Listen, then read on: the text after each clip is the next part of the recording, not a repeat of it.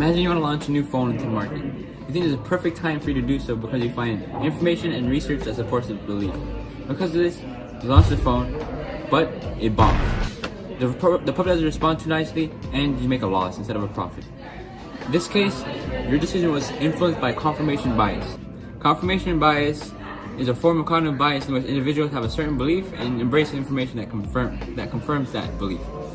Therefore, we ignore the information that doesn't support our belief and makes people seem close-minded.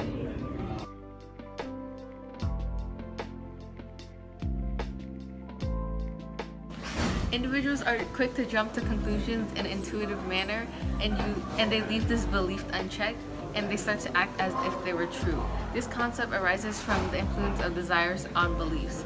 For example, if a person wants something to be true, then they're gonna end up believing that it is true. Therefore, wishful thinking becomes a motivating factor, and this error makes people stop gathering other information when information already supports what they believe.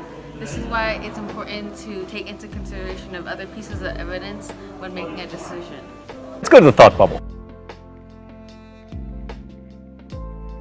Thanks, thought bubble. In 1960, Wason performed a study that aimed to test the effects of confirmation bias in a number game. The study consisted of 29 psychology undergraduate students, 17 men and 12 women. Each participant was told that numbers 2, 4, 6 followed a certain rule and that they had to guess that rule. They could test their assumption of numbers by presenting another sequence of 3 numbers. And the researcher would tell them if they did or did not satisfy the rule.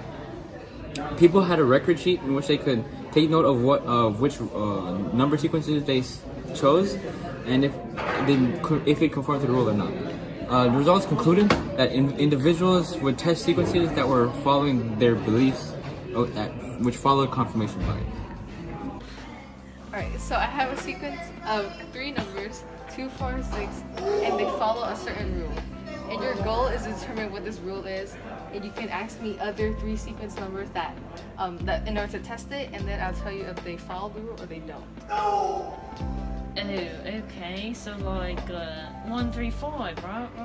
Yes, it does follow the rule. It actually, and then let's see, like 6, 8, 10, right? Yes. Okay, so like 12, 14, 16 or something. Yes. Okay, alright. Yes. What, 7, 9, 11, right? Yes. Oh, really? And then let's see. 5, 7, 9. Yeah. Oh, okay. So, what do you think the rule is? It just the rule is a sequence of adding a previous number by 2. It's not. I'm sorry, but that's not correct. Okay. That's it. So the rule is that all the numbers are increasing. That's a dumb rule. I'm sorry. This was a waste of my time. Wason's study is an example of the concept confirmation bias because individuals would test sequences that were following their beliefs. For example, if a participant thought that the rule was even numbers, then they would only test that. However, rarely no participant would go against their assumption. Therefore, they were refuting any other pieces of information and only taking account of their own perspective.